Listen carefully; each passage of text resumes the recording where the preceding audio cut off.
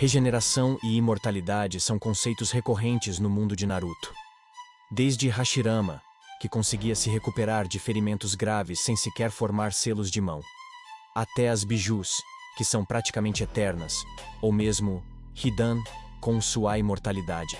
A ideia de alguns conseguirem escapar da morte não é nenhuma novidade no universo Naruto. Porém, como você já deve saber, nem sempre foi assim. Apesar de já termos visto o Naruto se curando com a ajuda do chakra da Kurama, o conceito de alguém ser praticamente imortal só começou a ganhar forma com a introdução do Raiden. Curiosamente, mesmo sendo o primeiro verdadeiro exemplo de imortalidade na série, nunca tivemos uma explicação clara de como ele conquistou essa condição. Existem muitas teorias sobre como a imortalidade de Raiden funciona, mas o fato é que o Senhor Jashin, a entidade a qual ele destina sua fé, jamais foi mostrado ou explorado na obra. Ele é citado como um deus sanguinário que exige sacrifícios, mas nunca foi revelado visualmente, nem teve sua existência confirmada de forma concreta. Além de Raiden, apenas mais um seguidor do culto de Jashin foi apresentado, mas sem demonstrar o mesmo nível de imortalidade. Por isso, quando falamos do Raiden e sua ligação com a imortalidade, muito do que se comenta são apenas especulações e meias-verdades que se espalham entre os fãs. Antes da gente continuar, deixe o seu like e se inscreve no canal. Isso ajuda o nosso trabalho e também faz com que esse tipo de vídeo chegue a mais pessoas como você. Sem mais delongas, bora pro vídeo. A maior meia-verdade que rola por aí sobre o Raiden é que, por ser imortal, nada no mundo de Naruto conseguiria dar fim nele. Mas calma lá, porque isso não é bem assim. Sim, o cara tem uma regeneração absurda, é quase um zumbi ninja.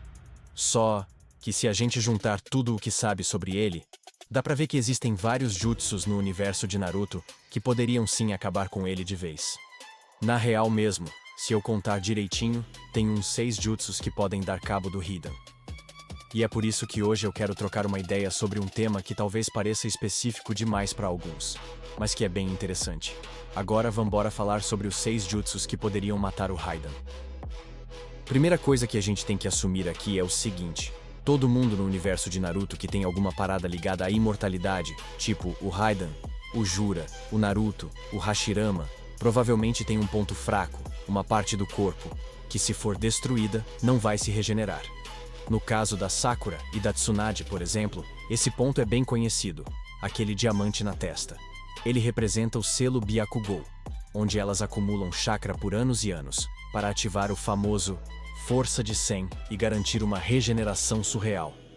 Mas se esse selinho aí for destruído, a coisa muda de figura. Então, se a gente parar pra pensar, se a cabeça da Sakura ou da Tsunade fosse destruída enquanto elas estão usando aquela regeneração monstruosa, pode ser que aí seja game over mesmo. Tipo, sem volta. E isso não é só uma teoria doida, que tirei da minha cabeça, e a prova é que em todas as vezes que vimos elas usando a regeneração automática, nunca foi a cabeça que levou dano. Sempre é braço, perna, barriga. Mas a cabeça? Nunca encostaram. Esse cuidado absurdo de nunca mostrar a cabeça da Sakura sendo arrancada ou esmagada parece confirmar que a força da regeneração mítica dela está concentrada bem ali na testa, naquele selo brilhante. Agora, quando a gente fala do Jura e do resto da galera do Shinjo, o ponto fraco deles, ou melhor, a parte que não pode ser destruída de jeito nenhum, é aquela espinha espiritual bizarra, o tal do Soul Thorn. Já o Raiden, pelo que dá pra perceber, ele tem o mesmo calcanhar de Aquiles da Sakura. Ou seja, se um dia ele levar uma pancada bem dada no lugar certo, já era. Porque na primeira luta do Hidan, lá no confronto contra o Asuma, quando o Raiden é decapitado pelo osso, o corpo dele simplesmente apaga. Ele até consegue falar, mexer a cabeça e tal, mas o corpo fica totalmente fora de combate. Aí depois, o Kakuzu chega, junta a cabeça dele de volta no corpo, e o Hidan volta ao normal. Mas essa cena deixa bem claro uma coisa: a imortalidade do Raiden tá ligada à cabeça dele, mais especificamente ao cérebro. Ou seja, se alguém destruísse o cérebro dele, ou até desintegrasse o corpo todo, é bem provável que ele não voltasse mais. Então, quando a gente fala sobre jutsus que podem acabar com personagens semi-imortais no universo de Naruto, uma coisa que a gente precisa assumir é que todos eles têm uma parte do corpo que não pode ser destruída. Ou que, pelo menos, eles não gostariam nem um pouco de perder. A segunda coisa que a gente precisa assumir é que todo mundo que tem algum tipo de imortalidade em Naruto tem uma alma. Isso é fácil de acreditar quando a gente fala do Hidan, da Sakura, do Naruto ou do Hashirama. Agora, quando o papo vai pra galera tipo Jura, aí a conversa já começa a ficar um pouco mais complicada. Sim, eu sei que ele tem a alma espinhosa, e a origem dele vem dos 10 caudas, mas se ele tem uma alma do jeito que os ninjas humanos têm, isso a gente não tem como confirmar, e provavelmente nunca vai ter. Mas beleza, com essas duas suposições na cabeça, vamos para nossa lista. Para começar, ocupando o 6º lugar, o jutsu que a gente vai falar é o temido Reaper Death Seal. Esse jutsu entra naquela categoria do tipo: vou arrancar sua alma do corpo e já era. E é por isso que é importante lembrar daquela nossa suposição, a de que todo mundo imortal tem alma. Porque olha só, alma não regenera, independente do quão absurdo seja o seu fator de cura. Isso já foi mostrado várias vezes ao longo da história. Tipo assim, a gente já viu isso acontecer algumas vezes. Lembra quando o Reaper Death Seal foi usado contra o Orochimaru e arrancaram os braços dele? Seus braços só voltaram depois que ele abriu o estômago do Shinigami. Ou quando o Kurama ficou com metade do seu chakra preso até o Minato ser liberado da barriga do Shinigami. Só aí que a outra metade voltou. Ou ainda o caso do Minato em modo Edo Tensei, ou melhor dizendo, reencarnação do Reino Impuro.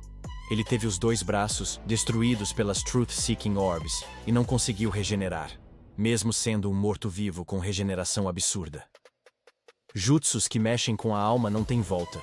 Isso já foi provado várias vezes, e com personagens bem diferentes.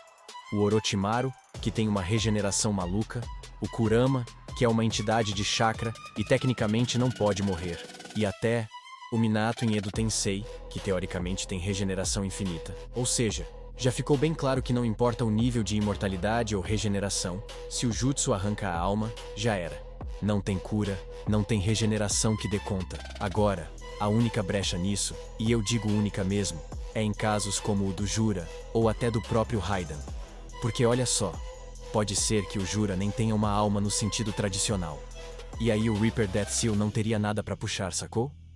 Como a gente viu lá na 4ª Guerra Ninja, o Naruto usou as habilidades sensoriais do modo sábio para analisar o 10 caudas, e descobriu que ele era basicamente uma massa convulsiva de energia natural. Tipo, não tinha alma nenhuma que ele conseguisse sentir. Então, existe uma chance considerável de que o Jura também não tenha uma alma. E se isso for verdade, usar o Reaper Death Seal nele seria inútil. A discussão é mais na base da teoria do que em fatos.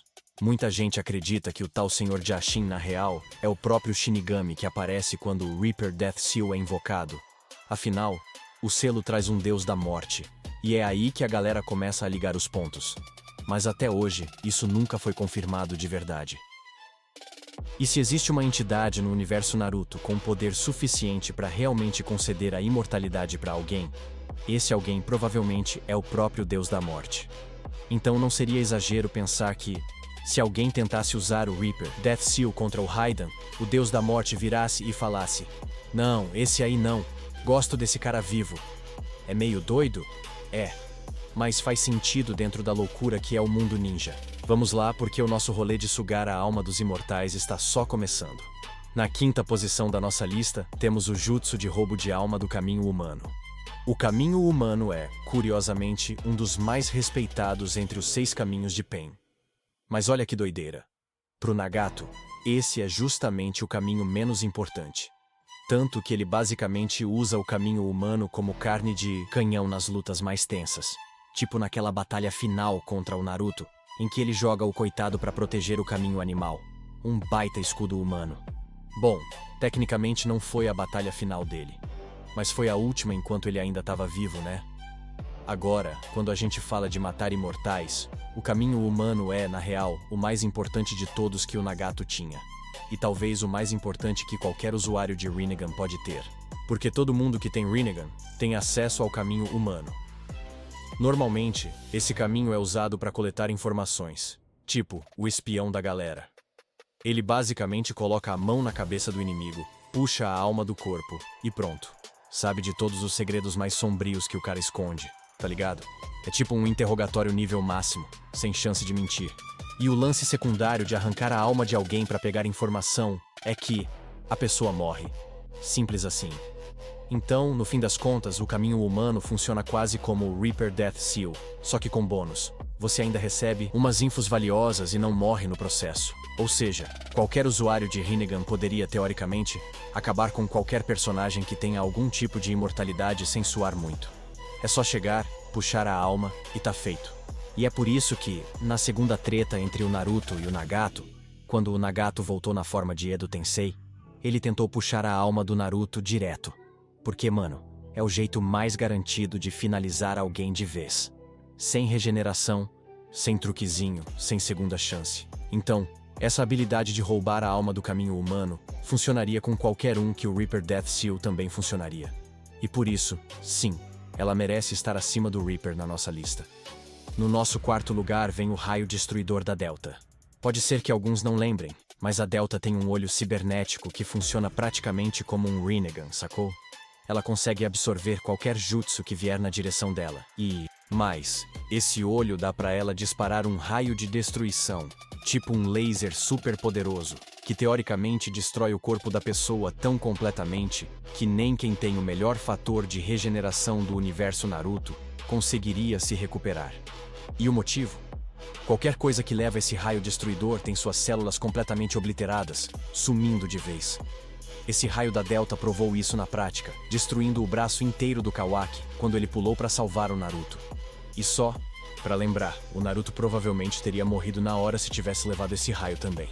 O Kawaki, que tem o corpo todo de Shinobi Wear e uma das regenerações mais insanas do universo Boruto, não conseguiu se regenerar depois de levar esse raio destruidor da Delta. Se esse raio pegar qualquer um dos tops regeneradores, se for em lugar vital, tipo peito, barriga ou cabeça, não tem regeneração que salve, a pessoa fica morta para sempre. Então, na real, a Delta nem precisa destruir o núcleo tipo a testa da Sakura ou o Soul Torn do Jura.